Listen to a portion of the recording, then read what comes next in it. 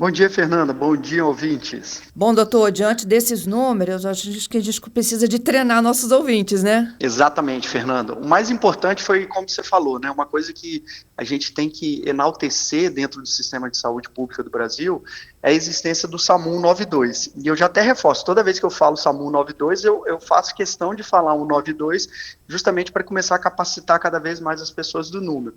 A gente tem um recurso extraordinário dentro do sistema de saúde, que é o SAMU 192, que para qualquer urgência e emergência, até mesmo para dúvidas, você pode e deve ligar para esse serviço. Por que você deve ligar até na dúvida? Porque toda vez você vai conversar com um médico regulador. O médico regulador é quem vai definir a gravidade ou até mesmo instruir você melhor sobre situações de emergência. É muito difícil um leigo inferir qual é a real gravidade de uma situação. É lógico que a gente pode dar ideia e dar algumas dicas para entender quando realmente é mais grave, mas ligar para o SAMU 92, até mesmo para pegar uma orientação, é uma das funções essenciais desse serviço. Então já fica a dica aí. Pensou que é algo de emergência, SAMU 192, porque você vai ter uma orientação técnica e adequada dentro daquela situação. Entendido. Doutor, o que é uma emergência? Assim, como a gente identifica que alguém de fato está passando por uma situação gravíssima ao nosso lado? Vamos lá. Emergência e urgência são termos muito parecidos, né? Tecnicamente, a gente usa isso para distinguir necessidade de intervenções dentro de um tempo. Quando é emergência, você precisa tomar uma conduta naquele momento imediato. Quando é urgência, você tem alguns minutos. Então, a gente considera aí até dentro de 15 a 30 minutos você consegue tomar uma conduta. Para o leigo, essa distinção não cabe muito porque já é muito difícil a gente entender, né, o que é urgência e emergência. Então, a gente usa o Uhum. termo genérico urgência e emergência. E para o leigo conseguir entender quando deve ser acionado, vai algumas dicas aí, ó.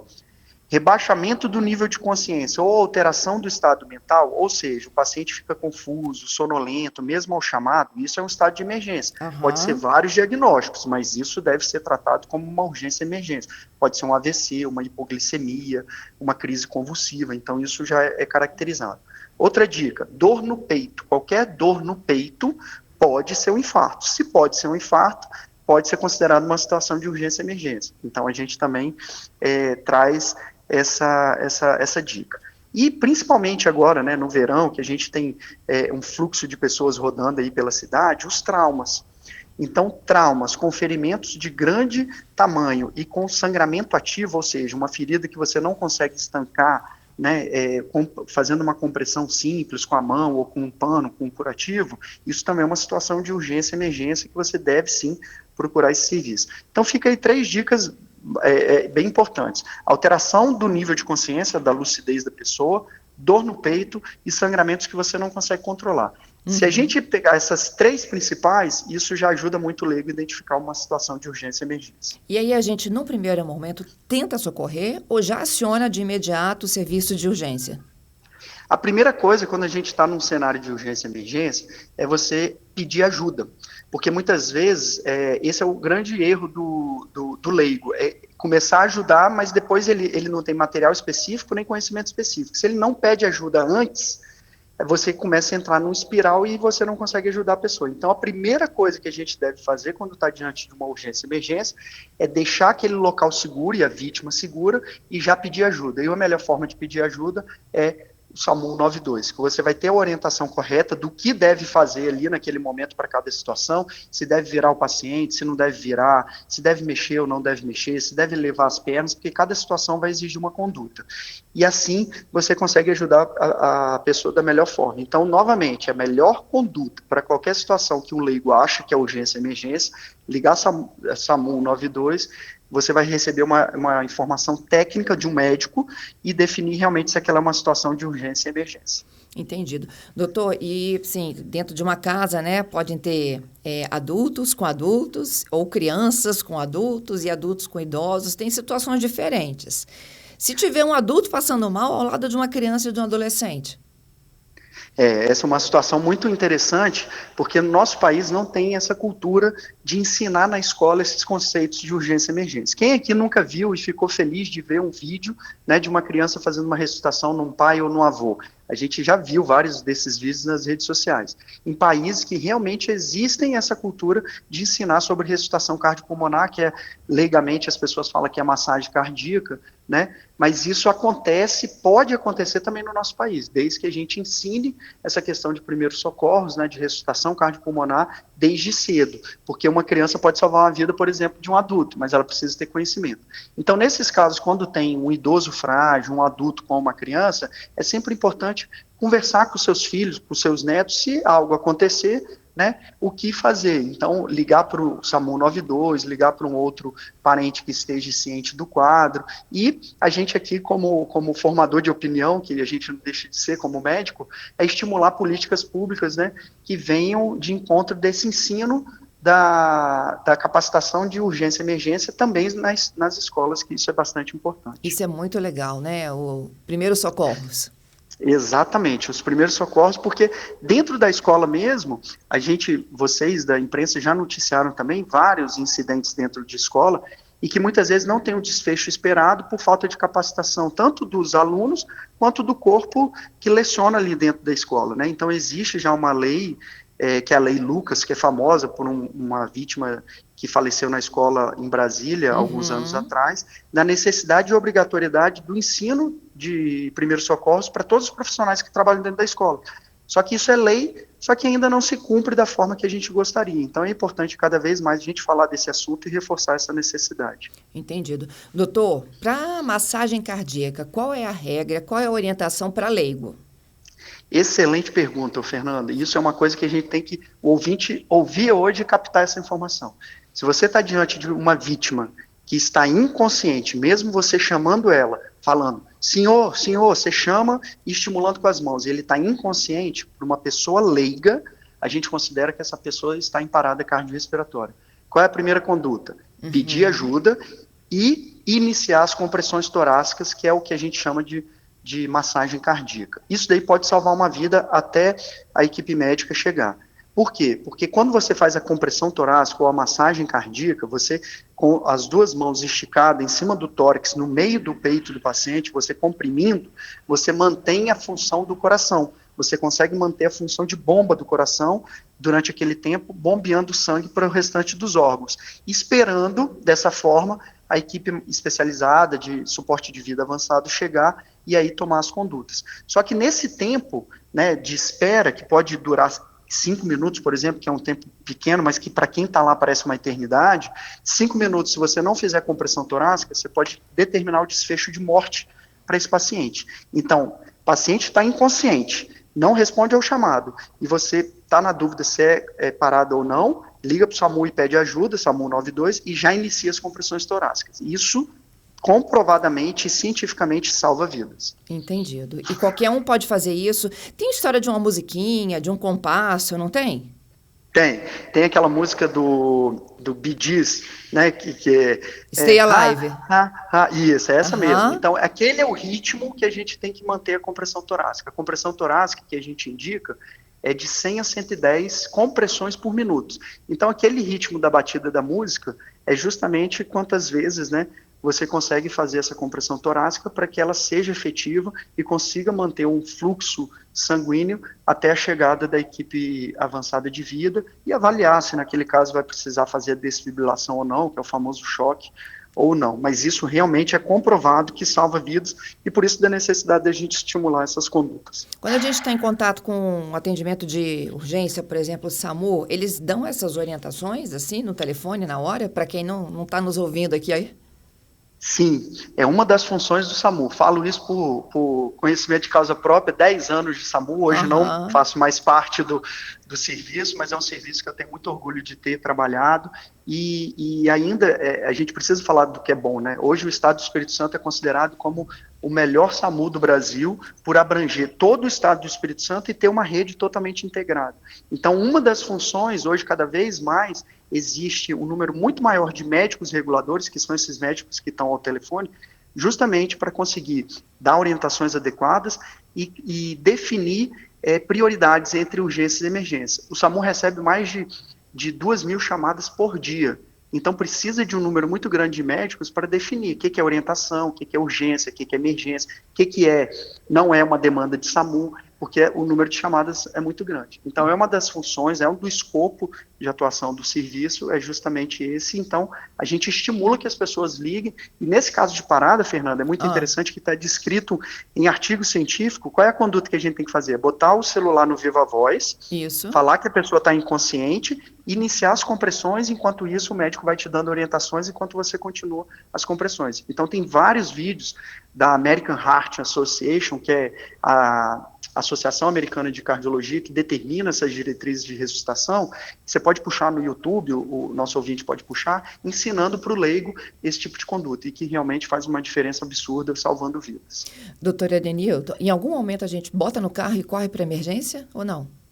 Não. Não? Hoje, não. Principalmente hoje, onde que a gente se encontra num estado que tem cobertura 100% do SAMU, você deve aguardar e iniciar o que o médico fez essas orientações. Muitas vezes, naquele afobamento, né, da gente querer botar no carro, por exemplo, se a gente pega um paciente que está em parada cardíaca e bota no carro, você não consegue fazer a compressão torácica e a massagem cardíaca dentro do carro. Então, esse tempo que você parece que está ganhando, na verdade você está perdendo, porque esse paciente vai ficar sem fluxo sanguíneo. Então, é melhor você ligar para o SAMU, né, pedir que ele venha até você e iniciar a compressão torácica, não simplesmente botar no carro. Além disso, quando você bota uma vítima no carro sem saber qual é o diagnóstico, você pode levar lesões secundárias, né? Então, por exemplo, lesão na cervical, fraturas, hematomas, né, de um transporte não adequado. Então, a melhor conduta é proteger a cena, para que não, principalmente quando a gente fala em acidentes, né, então, isolar a cena, proteger para que não aconteçam outros acidentes, ligar para o SAMU, botar no viva voz e tomar as condutas diante do que você está ali e do que você está sendo orientado. Eu vejo também muitos acidentes domésticos, né? Além do AVC, da parada cardíaca, né? Acidentes domésticos, por exemplo, cai da escada, bate a cabeça, fica desacordado. Qual é o protocolo? Isso aí, vamos lá. Insistindo na questão da informação técnica, você vai ter essas informações todas também no Sistema Móvel de Saúde, né, que é o SAMU. Mas fica uma dica importante. Por exemplo, essa época de muita gente faz churrasco, aí tem queimadura simples. Vamos falar, por exemplo, de queimadura, que é algo que acontece muito agora no verão. Tanto queimadura de sol como queimadura por fogo, térmica, né? A primeira coisa que a gente tem que entender é que a gente não passa nada na ferida. A gente deve lavar com água corrente, né? E procurar um serviço especializado logo depois. Essa é a primeira conduta. Bateu a cabeça, a primeira coisa que tem que fazer é o seguinte: é avaliar, por exemplo, se ele caiu, bateu a cabeça, é não levantar a vítima primeiro, é saber se ela está consciente ou não. Se ela estiver consciente, você pode perguntar a ela se ela está com dor no pescoço, se ela sente a perna, se ela consegue movimentar. Se todas essas respostas forem negativas, né, ou seja, ela não sente dor, ela consegue, né, ela não tem nenhum déficit, beleza, você pode até levantar ela. Se ela tem algum déficit, né, ou seja, ou dor, ou não consegue se movimentar, deixa ela quietinha e aí reforça a questão de pedir ajuda, porque ela pode ter um traumatismo raquimedular, alguma lesão medular importante. Então, na queda, é sempre buscar dor e o nível de consciência. Se tiver inconsciente, opa, já é uma urgência. E se tiver dor, opa, é importante deixar quietinho, porque o atendimento tem que ser especializado, porque senão você pode levar uma lesão raquimedular mais importante. Entendido. Doutor, preocupação de mãe também. Tá brincando no parquinho, bateu a cabeça, fez um galo. Vai para o hospital ou bota gelo? Vamos lá. Essa é bem difícil, né? Geralmente os traumas em crianças, né, eles são de baixa energia, que a gente chama. Quando faz aquele galo, que a gente chama, né, de um hematoma subgaleal, né, que faz aquele... Se a criança não perdeu consciência, não vomitou logo depois, não teve crise convulsiva, está com o olhar centrado. O que é olhar centrado? Não está fazendo estrabismo. Nenhuma dessas alterações, a gente pode levar essa criança para casa e manter uma observação rigorosa dela, pelo menos durante 6 horas. Se essa criança começar a ficar mais sonolenta, começar a ficar nauseada, você perceber algum tipo de alteração do olhar, aí não tem jeito, tem que levar. Agora, quando uma criança dessa cai, e aí vamos lá, de alturas de mais de 3 metros, mesmo que ela esteja chutando bola, ela deve ser levada para o hospital, porque a cinemática do trauma, ou seja, o risco dela fazer uma fratura ou uma lesão intracraniana de alta energia é muito grande. Então, olha uma dica legal, se é uma altura que você acha que é mais de 3 metros, mesmo que ela esteja 0 bala, leva para o hospital, porque pode ter uma lesão oculta ali que ainda não se manifestou. Então, essa é uma dica. Caiu e apagou, ficou inconsciente e depois voltou a ficar lúcido. Esse também, mesmo que não tenha galo, que não tenha aquele galo, essa também é uma dica que aí tem que levar direto. E caiu e convulsionou, mesmo que ele depois pare a convulsão, essa também é outra dica. Então essas 3 dicas, mesmo independente de como foi, se tem galo ou não tem galo, são dicas importantes. E a outra que eu falei, né, se realmente é só um galo, não teve essa altura grande, ela não tem nenhuma dessas alterações que eu falei, você pode observar em casa, né, durante 6, 12 horas, e aí vida que segue depois, não há necessidade de ir ao pronto atendimento. Qual é a maior demanda por emergências nessa época do ano, doutor? Traumas. Infelizmente, Fernanda, É mesmo? infelizmente, vou aproveitar o espaço aqui e reforçar sobre a necessidade da epidemia que a gente vive hoje na nossa cidade, que são os acidentes com as bicicletas elétricas. Concordo. Vou falar aqui como médico, né, não tenho propriedade para falar de outras coisas, mas como médico, o meu recado é, se for usar bicicleta elétrica, use capacete, que é o que pelo menos vai proteger a pessoa de qualquer tipo de acidente. É lógico que a gente sabe que isso virou uma polêmica, tem várias outras vieses dessa discussão, mas a única discussão que eu peço e falo como médico é, se vai usar bike elétrica, independente da idade, independente da velocidade que ela vai atingir, tem que utilizar capacete, porque capacete vai salvar a vida de pessoas. As outras discussões eu deixo para as autoridades responsáveis, mas como médico acho que vale muito o reforço, porque esse ano a gente está vivendo literalmente uma epidemia de acidentes de bike elétricas e algo realmente tem que ser feito. Eu acho que educação e uso de capacete já vai ajudar muito. E eles chegam com traumatismo craniano, então? Literalmente. Meu vidas Deus. Foram perdidas durante esse ano porque as pessoas acham que nada acontece. Mas Que é um o veículo brinquedinho, que né? chega, que é um brinquedinho que só chega a 30 km por hora.